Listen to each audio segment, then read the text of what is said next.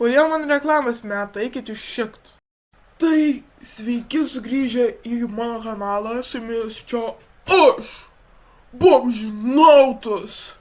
Ir šiandien, what the fuck? Ir šiandien aš atsakysiu į klausimus, kuriuos man uždavė, bet yra toks dalykas, kad man tik 5 klausimus uždavė. Jo. Taigi, pirmas klausimas buvo, kiek tau metų? Ar jums reikia žinoti, kiek man metų? Ar jūs jau norit mane pagrobti ar ką? Gerai, tiesiog šitą klausimą praskipinsim. Kitas klausimas buvo, ar mėgsti mažus vaikus? Tai ai! Gerai, kitas klausimas buvo, ar pažįsti Domonautą? Aš žinau, kad jis kelia video, bet realybėj ne. Sekantis klausimas buvo, prie kokios Maximus gyveni?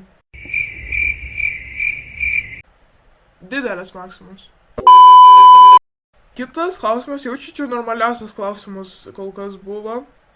Kodėl atėjai į YouTube? Tiesiog taip buvo, taip ėjau, taip tepu. Galvoju, yra tokia programa YouTube. Gal man įkelti video vieną kokį, gal smagu bus. Jo. Padėjau, nežinau, gerai, karoči. Ir paskutinį dalyką man pasakė, eik kaku. Gerai.